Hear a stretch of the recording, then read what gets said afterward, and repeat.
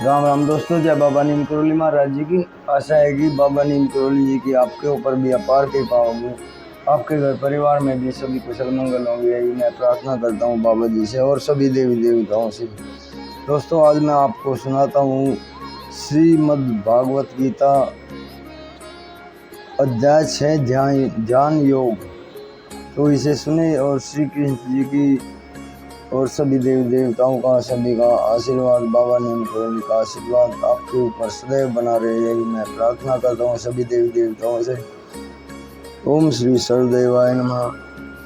तो भी शुरू करते हैं दोस्तों।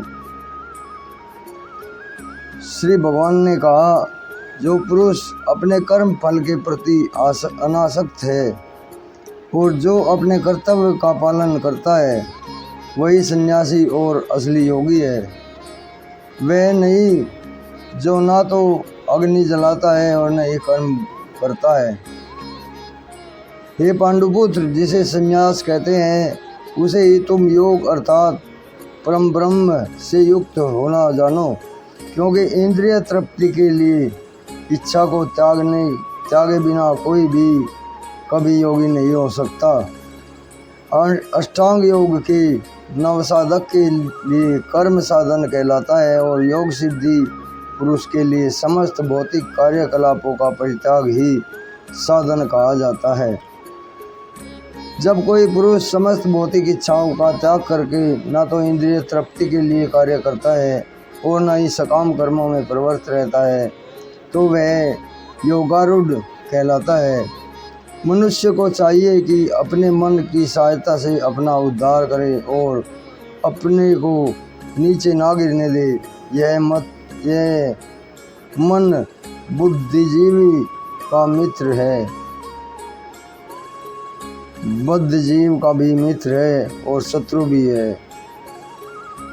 जिसने मन को जीत लिया उसके लिए मन सर्वश्रेष्ठ मित्र है, किंतु जो ऐसा नहीं कर पाया उसके लिए मन सबसे बड़ा शत्रु है।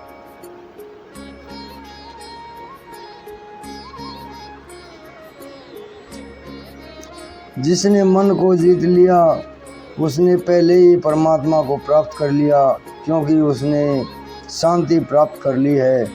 ऐसे पुरुष के लिए सुख दुख, सर्दी गर्मी, मान अपमान एक सी हो जाती है। वह व्यक्ति आत्म साक्षात्कार को प्राप्त कर तथा योगी कहलाता है। जो अपने अर्जित ज्ञान तथा अनुभूति से पूर्णतः संतुष्ट रहता है, ऐसा व्यक्ति आध्यात्म को प्राप्त कर तथा जितेंद्रिय कहलाता है। वह सभी वस्तुओं को, चाहे वे कंकड़ हो या पत्थर हो या कि सोना हो, एक समान देखता है। जब मनुष्य निष्कपट हितैषियों, प्रिय मित्रों, तटस्थों, मध्यस्थों, ईर्ष्यालुओं, शत्रुओं तथा मित्रों, पुण्यात्माओं एवं पापियों का समान भाव से देखता है, तो वह भी और भी उत्तम माना जाता है। योगी को चाहिए कि वह सदैव अपने शरीर, मन तथा आत्मा को परमेश्वर में लगाए, एकांत स्थान में रहे और बड़ी सावधानी के साथ अपने मन को वश में करे। उसे समस्त आकांक्षाओं तथा संग्रह भाव की इच्छा से मुक्त होना चाहिए। योगाभ्यास के लिए योगी एकांत स्थान में जाकर भूमि पर कुशा बिछा दे और फिर उसे मृगशाला से ढके तथा ऊपर से मुलायम वस्त्र बिछा दे। आसन ना तो बहुत ऊंचा हो न ही बहुत नीचा हो, यह पवित्र स्थान में स्थित है। योगी को चाहिए कि इस पर दृढ़तापूर्वक बैठ जाए और मन, इंद्रियों तथा काम को वश में करते हुए तथा मन को एक बिंदु पर स्थिर करके हृदय को शुद्ध करने के लिए योगाभ्यास करे। योगाभ्यास करने वाले को चाहिए कि वह अपने शरीर, गर्दन तथा सिर को सीधा रखे और नाक के अगले सिरे पर दृष्टि लगाए। इस प्रकार वह अविचलित तथा दमित मन से, भय रहित विषयी जीवन से पूर्णतः मुक्त होकर अपने हृदय में मेरा चिंतन करे और मुझे भी अपना चरम लक्ष्य बनाए। मुझे ही इस प्रकार शरीर तथा मन तथा कर्म में निरंतर संयम का अभ्यास करते हुए संयमित मन वाले योगी को इस भौतिक अस्तित्व की समाप्ति पर भगवत धाम की प्राप्ति होती है। हे अर्जुन, जो अधिक खाता है या बहुत कम खाता है, जो अधिक सोता है या जो पर्याप्त नहीं सोता, उसके योगी बनने की कोई संभावना नहीं है। जो खाने, सोने, आमोद प्रमोद तथा काम करने की आदतों में नियमित रहता है, वह योगाभ्यास द्वारा समस्त भौतिक क्लेशों को नष्ट कर सकता है। जब योगी योगाभ्यास द्वारा अपने मानसिक कार्यकलापों को वश में कर लेता है तो आध्यात्म में स्थित हो जाता है तथा समस्त भौतिक इच्छाओं से रहित हो जाता है। जब वह योगी योग में सुस्थिर कहा जाता है। जिस प्रकार वायु रहित स्थान में दीपक हिलता डुलता नहीं, उसी तरह जिस योगी का मन वश में हो जाता है, वह आत्म तत्व के ध्यान में सदैव स्थिर रहता है। सिद्धि की अवस्था में जिसे समाधि कहते हैं, मनुष्य का मन योगाभ्यास के द्वारा भौतिक मानसिक क्रियाओं से पूर्णतः संयमित हो जाता है। इस सिद्धि की विशेषता यह है कि मनुष्य शुद्ध मन से अपने को देख सकता है और अपने आप में आनंद उठा सकता है। उस आनंदमय स्थिति में वह दिव्य इंद्रियों द्वारा असीम दिव्य सुख में स्थित रहता है। इस प्रकार स्थापित मनुष्य कभी भी सत्य से विपथ नहीं होता और इस सुख की प्राप्ति हो जाने पर वह इससे बड़ा कोई दूसरा लाभ नहीं मानता। ऐसी स्थिति को पाकर मनुष्य बड़ी से बड़ी कठिनाई में भी विचलित नहीं होता है। यह निसंदेह भौतिक संसर्ग से उत्पन्न होने वाले समस्त दुखों से वास्तविक मुक्ति है। मनुष्य को चाहिए कि संकल्प तथा श्रद्धा के साथ योगाभ्यास में लगे और पथ से विचलित ना हो। उसे चाहिए कि मनोधर्म से उत्पन्न समस्त इच्छाओं को निरपवाद रूप से त्याग दे और इस प्रकार मन के द्वारा सभी ओर से इंद्रियों को वश में करे।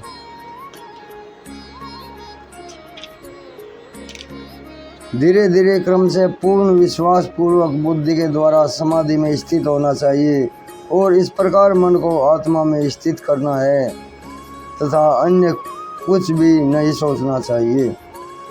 मन अपनी चंचलता और अस्थिरता के कारण जहाँ भी कहीं विचरण करता हो, मनुष्य को चाहिए उसे वहाँ से खींचे और अपने वश में लाए।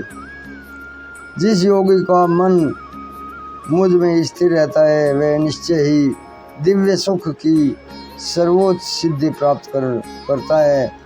वह रजोगुण से परे हो जाता है और परमात्मा के साथ अपनी गुणात्मकता एवं एकता को समझता है और इस प्रकार अपने समस्त विगत कर्मों के फल से निवृत्त हो जाता है।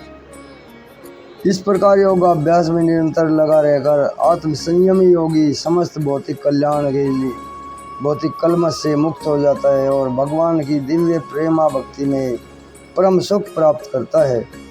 वास्तविक योगी समस्त जीवों में मुझको तथा मुझ में समस्त जीवों को देखता है। निसंदेह स्वरूप सिद्ध व्यक्ति मुझ परमेश्वर को सर्वत्र देखता है। जो मुझे सर्वत्र देखता है और सब कुछ मुझ में ही देखता है, उसके लिए ना तो मैं कभी अदृश्य होता हूँ और न ही वह मेरे लिए अदृश्य होता है। सर्वभूत स्थित जो योगी मुझे तथा परमात्मा को अभिन्न जानते हुए परमात्मा की भक्ति पूर्वक सेवा करता है, वह हर प्रकार से मुझ में सदैव स्थित रहता है। हे अर्जुन, वह पूर्ण योगी है जो अपनी तुलना से समस्त प्राणियों की उनके सुखों और दुखों में वास्तविक समानता का दर्शन करता है। अर्जुन ने कहा, हे मधुसूदन, आपने जिस योग पद्धति का संक्षेप में वर्णन किया है, वह मेरे लिए अव्यवहारिक तथा असहनीय है, क्योंकि मन चंचल तथा अस्थिर है। हे कृष्ण, चूँकि मन चंचल, उच्छल, हठीला तथा अत्यंत बलवान है, अतः मुझे इसे वश में करना वायु को वश में करने जैसा ही है और इससे भी कठिन लगता है।